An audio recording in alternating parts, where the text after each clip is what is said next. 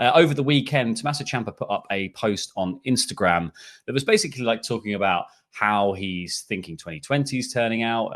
Obviously not great for many people. And he was sort of reflecting on his career as it went. The post sort of said, it was a picture of him and Goldie, clutching Goldie very tight, heavily edited.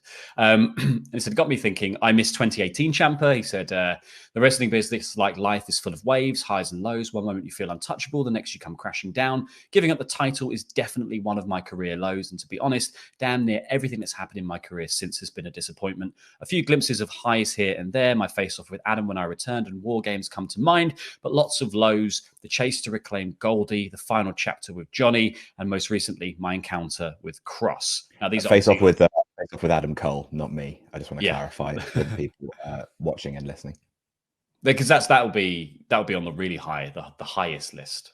Oh right? God, yeah, like the next god tier of ups and downs. That's 2021 Ciampa. I'm confusing a lot of wrestling YouTube personalities here. Number 3 said, my motivation is a fascinating trait. Throughout my career, I've often found that creating false dialogue has led to my greatest internal motivation. In 2018, I created a scenario in my head in which nobody believed in me. It drove me. In 2020, after weeks of being left off television, yes, I'm healthy, I find myself with a new false dialogue. Creative has nothing for you. Whether or not this is true doesn't really matter, because in my head, it's true. And then he says, in 2018, I willed my vision into existence. Well, today I have a new vision, and surprisingly enough, I'm hungrier than ever. It's time to evolve. It's time to catch the next wave and reach that high. Now, this was 4 days ago. Quite often when these things are like works, you would expect Ciampa maybe to make an appearance on this week's NXT. He did not. So do you think, Adam, some of this comes from a genuine place of frustration? Because Ciampa's comeback story, he returns to NXT cleared and seemingly on a path to finish things with Johnny Gargano, and then hopefully finish things with Adam Cole. He loses to Johnny Gargano in the one final beat match. He loses his rematch with Adam Cole, and now he has been used to further the story with Karrion Kross and has not appeared on TV since, losing quite handily at TakeOver in Your House. So it's a tricky one, right? Because it's confusingly worded. It's the word creative that really kind of makes it weird for me, because I believe that they are doing a storyline now where Tommaso Ciampa's lost everything. You know, starting at one final beat and progressing through being munched by Karrion Kross, you know, losing at Portland. Like, this is, you know, I think the best thing they can do for Tommaso Ciampa is just, build this into a storyline where he kind of feels like he's lost everything, and like NXT isn't his home anymore. And he doesn't want to go to the main roster. You know, he said that he would retire if they tried to make him go to the main roster. And so basically the idea of like sort of not having a home in the house that you've built is a really fascinating story. And I think keeping him off TV will help to build that, because we know that in this kind of postmodern WWE where you know, everything is much more transparent, being at odds with creative is one of the best ways to kind of foster someone's babyface push. You know, work for Daniel Bryan, it's worked for a lot of people where people feel like they're being kept down. There's a much more organic groundswell of sympathy behind them. It's just confusing, like if it'd been worded like I keep phoning up, you know, Regal, and he keeps saying I don't have a match for you this week, or I keep phoning up like the guys in the back. It's just that use of the term creative that leads you to suggest that there may be something more at play, because it's a little shooty term, isn't it? It's a little too shooty. It's a little too shooty for it to be like a pure work. And I don't know, maybe that's just kind of like by design, and they want to get us talking. And obviously, in an episode that didn't have Tommaso Ciampa on it, we are opening the show by talking about Tommaso Ciampa. So tick, job done. It's just like what you don't want to see is like one of the guys who built NXT has become one of its stalwarts. You don't want to see him actually at odds with the back, because I want to see Tommaso Ciampa wrestle.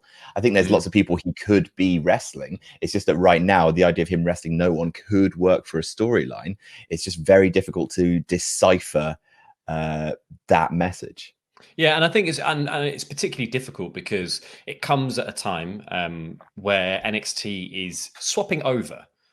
We're in a transitional phase. This is the build to SummerSlam, which is traditionally a time where people leave NXT and go up to Raw and SmackDown. And obviously, times have been slightly different with that since NXT moved to USA, but I'm assuming that the main roster still would like an influx of new talent from the proving ground that is NXT, especially people who have proven themselves down there as well. So you're imagining that people like Adam Cole are on their way up to SmackDown or Raw following SummerSlam. Maybe the rest of the Undisputed Era go as well. We don't really know. Like Tommaso Ciampa was definitely someone that was in the conversation and said no. It feels like a changing of the guard. You know, we've got Keith Lee just elevated up from a North American champion to the double champion. He's now at the top of that card. Karrion Kross has come in and made a massive impact. And as this episode shows, we'll go into in a bit when we go through the rest of what happened this week, is seemingly on a collision course with Keith Lee. We are building new stars into bigger roles within the company. Io Shirai has stepped up and become the NXT Women's Champion, which means that a lot of people who haven't been in these positions before are now controlling the positions that were the Johnny Gargano placeholder position, the Tommaso Ciampa placeholder position, your parking space, sir, which has always had your name on it. We're stripping that off for a bit. And to do that, I think you do have to remove Ciampa from the picture for a bit. I think keeping him off, I think you're right. I think keeping him off TV really does build into his story here, because I think if Ciampa is in NXT, I am every week going to bring up why is Ciampa not after the NXT Championship, because that is his motivation. That is Goldie is everything. The Yeah. strongest bit of his character. It's the best thing to play off, and I think the best thing to do with him is if Keith Lee and Karrion Kross are going to collide at some point in the future, maybe at the next takeover, and you're going to have Karrion Kross beat Keith Lee, which I do think you should do realistically.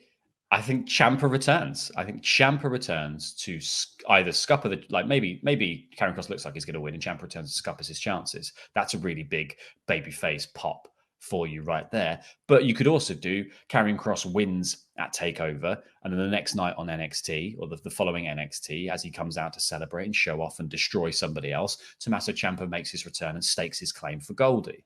And then you've got this immediate, I've returned from the last thing that happened. You know, we have history, you and I. I'm coming back, huge babyface pop.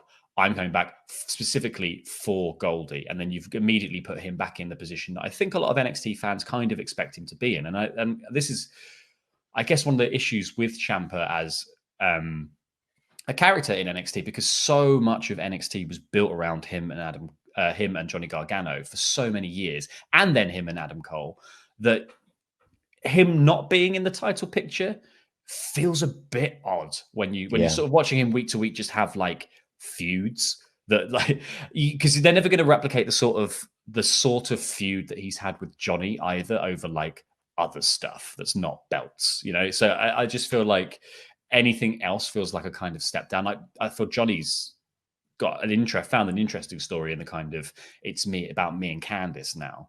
But it's not worked every single week, right?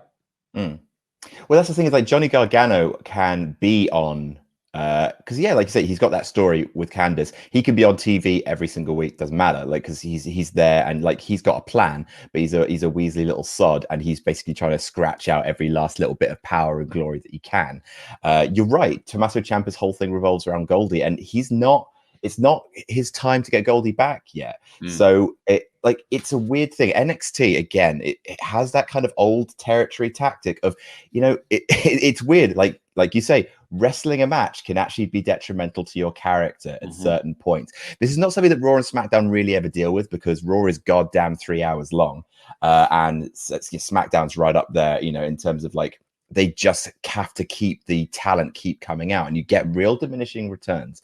It's why, you know, you see so many matches repeated over and over again, and people keep orbiting the same people over and over again. It kind of gives this kind of really kind of stultifying effect to Raw and SmackDown. And it's one of the things that was lovely about NXT being 1 hour. Sometimes you didn't see people for 2-3 weeks, and then when they came back, you're just like, oh yeah, it's you. We are in a a brave new world with NXT. That's something we've spoken about a lot. The old way of doing things might not be the way. Obviously, Gargano and Ciampa aren't leaving. They should have left by now under old NXT, but they haven't.